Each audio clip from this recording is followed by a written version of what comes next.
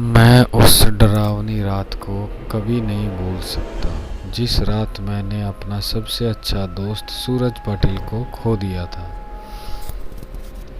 सूरज और मैं बचपन से ही एक दूसरे के साथ थे। सूरज मेरा दोस्त कम और भाई ज़्यादा था। 10वीं कक्षा के बाद हम दोनों ने लातूर के एक प्रतिष्ठित कॉलेज में प्रवेश लिया।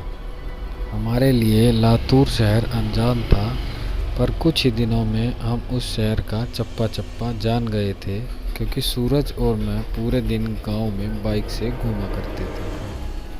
हम दोनों रोज़ रोज़ उसी शहर में घूमकर बोर हो चुके थे, इसलिए एक रात हमने लॉन्ग ड्राइव पर जाने का फैसला किया। हमने कामी गांव के जंगल में जाने का प्लान बनाया। हम कामी गांव के जंगल में कभी नहीं गए थे, पर हमने सिर्फ इतना सुना था कि कामी गांव का जंगल सिर्फ नाम का जंगल है, क्योंकि वहाँ हरे भरे पेड़ों के सिवाय कुछ नहीं था, क्योंकि उस जंगल में जो भी जंगली जानवर थे शिकार के कारण ख़त्म हो चुके थे। इसीलिए रात में लॉन्ग ड्राइव पर जाने के लिए वह जंगल बिल्कुल सुरक्षित था, और उसी रात पूर्णमासी की रात भी थी। मौसम भी अच्छा था, इसलिए मैं सूरज के साथ कामी गांव के जंगल में जाने के लिए राज़ी हो गया। रात के 11 बजे हम कामी गांव के जंगल में दाखिल हो गए।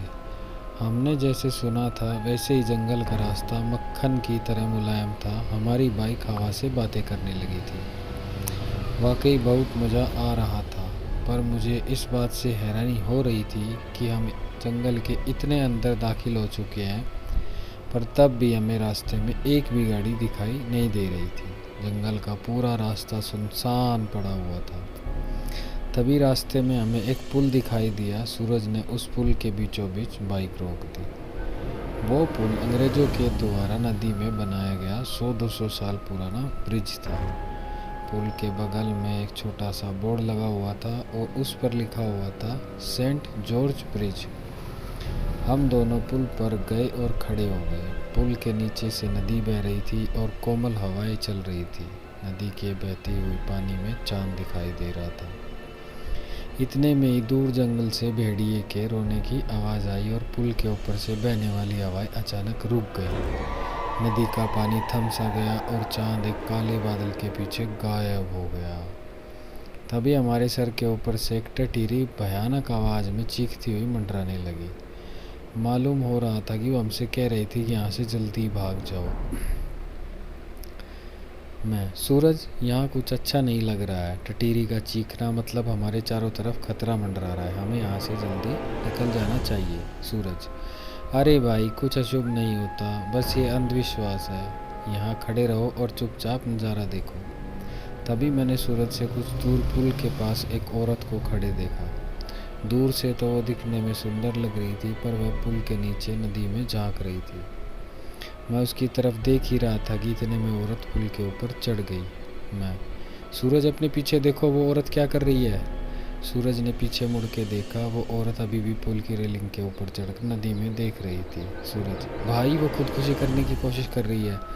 सूरज ने मुझे कहा, खुदकुशी? ये सब सुनकर मेरे हाथ पैर कांपने लगे, क्योंकि जब मैं बच्चा था तब मेरे दादाजी ने खुद को फांसी लगाकर खुदकुशी कर ली थी, और मैं ही था जो उन्हें पहली बार फांसी पर लटकते हुए देखा था। इधर सूरज उस औरत को रोकने के लिए उसकी तरफ भागा, लेकिन मैं वहीं खड़ा रहा, क्योंकि फांसी पर लटकते हुए मेरे दादाजी मेरे सामने आ रहे थे। सूरज तेजी से चिल्लाया, अरे चाची, क्या कर रही हो? उतरो, वहाँ से गिर जाओगी। सूरज की आवाज़ सुनकर मैं होश में आया। सूरज उस औरत के बहुत ही करीब जा पहुंचा था। तभी वो औरत नदी में कूद गई। तब तक मैं दौड़ते हुए सूरज के पास जा पहुंचा और हमारे सामने नदी में डूब गई थी और चीख रही थी, बचाओ बचाओ, पर हमने उसे सिर्फ डूबते हुए देख रहे थे, क्योंकि हम दोनों बहुत ज़्यादा डर गए थे और मदद के लिए बुला रही थी। फिर तभी सूरज ने अपनी टी शर्ट उतारा और पुल के रेलिंग पर चढ़ गया। मैंने उसका हाथ पकड़कर उसे रोकने की बहुत कोशिश की, लेकिन वो नहीं माना। उसने मेरे हाथ से अपना हाथ छुड़ाकर उस लड़की को बचाने के लिए नदी में कूद गया। सूरज ने कूदते ही उसे अपने आसपास देखा तो वह औरत कहीं भी दिखाई नहीं दे रही थी। उसने सोचा कि वह डूब चुकी होगी। फिर उसने गहरी सांस ली और पानी के अंदर डुबकी लगाई। कुछ देर बाद वह पानी के ऊपर आए, लेकिन वह लड़की कहीं नहीं दिखाई दे रही थी। मैंने आंखें बंद करके भगवान से प्रार्थना की, लेकिन जब मैंने आंखें खोली तो मेरे बगल में ही पुल की रेलिंग पर वही औरत बैठी थी जो कुछ देर पहले नदी में कूद गई थी। वह किसी जंगली जानवर की तरह पुल की रेलिंग पर बैठी हुई थी और नदी में सूरज की तरफ देख रही थी। मैं मन ही मन सोच रहा था कि तभी मुझे लगा कि औरत नहीं बल्कि एक चुड़ैल, और मैं डर के मारे कांपने लगा और जोर से चिल्लाया, सूरज। तभी वह चुड़ैल ने मेरे तरफ देखा। वह जैसे ही देखा मेरे सिर से पैर तक कांपने लगा। उसका चेहरा काला और आंखें पीली पड़ी हुई थी। माथे पर बड़ा सा कुमकुम था, नाक में बड़ी सी नथली, उसके नुकीले दांत उसके मुंह से बाहर निकले हुए थे। उसके नाखून जंगली जानवर की तरह लंबे और नुकीले थे। चुड़ैल, क्या हुआ, मुझे ढूंढ रहे हो? हंसते हुए बोली। सूरज पानी की सतह से हमें देख रहा था। उसे भी पता चल चुका था कि कोई औरत नहीं बल्कि एक चुड़ैल है। सूरज हमें चौड़ी आंखों से देख रहा था। मैंने सोचा अब ये चुड़ैल मुझे इसी पुल पर चीर फाड़ कर मार डालेगी और मेरी कच्चे मांस को चबा चबा कर खा जाएगी, क्योंकि मैं अकेले ही उसे पकड़ में आ रहा था और डर के मारे मैंने पैंट में पेशाब कर दी। चुड़ैल, डरो मत, मैं तुम्हें नहीं उसे अपने साथ नदी में ले जा रही हो। जब मैंने सुना तो मेरा दिल डर से दहल उठा। मैंने सूरज से चिल्लाते हुए कहा, सूरज जल्दी से पानी से बाहर निकलो, नहीं तो ये चुड़ैल तुम्हें पानी में ले जाएगी। सूरज पूरी तरह से डर गया था। उसके हाथ पैर सुन्न हो गए थे। उसे एहसास हो गया था कि वह नदी से बाहर नहीं निकल पाएगा, क्योंकि वह नदी के बीचों बीच था। चुड़ैल मेरी तरफ देखते हुए मुस्कुराई और फिर नदी में छलांग लगा दी।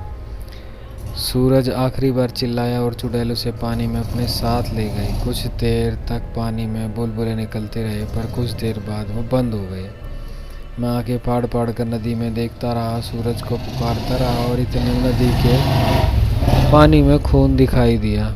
मेरी आंखों में आंसू आ गए और मैं समझ गया कि उस चुड़ैल ने सूरज को मार दिया। मैं वो सदमा बर्दाश्त न कर सका। मेरी आंखों के सामने अचानक अंधेरा छा गया और मैं उसी जगह पर बेहोश हो गया। जब मुझे होश आया तब सुबह हो चुकी थी। मैं 4-5 लोगों से घिरा हुआ था। पुल पर काफ़ी सारे लोगों की भीड़ जमा हुई थी। लोग पुल के नीचे झांक कर देख रहे थे। मैं उठा, दौड़कर पुल के पास गया और देखा पानी में नदी के किनारे सूरज की लाश तैर रही है। उस चुड़ैल ने बड़ी बेदर्दी से सूरज के सीने से दिल निकाल लिया था। मेरा सबसे अच्छा दोस्त मुझे छोड़कर चला गया था। उस दिन मुझे कामी गांव वालों के लोगों से पता चला कि उस नदी में 100 साल पहले किसी चुड़ैल का वास था। असल में हुआ ये था कि अंग्रेज़ों के ज़माने में एक अंग्रेज़ अफसर ने सुंदर नाम की एक औरत का बलात्कार किया था। ये बात आसपास के हर गांव में फैल गई थी। इसका कारण सुंदरा ने गांव के औरत बात नहीं करती थी, क्योंकि सब लोग कहते थे कि उसकी पवित्रता नष्ट हो चुकी है।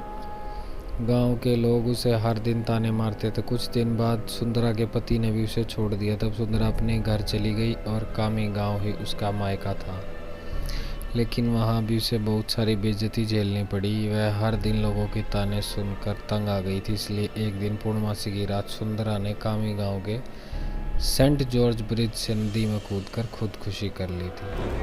मरने के बाद वह चुड़ैल बन गई और पूर्णमासी की रात सुंदरा उस ब्रिज पर आती थी और लोगों को इसी तरह से अपना शिकार बनाती थी।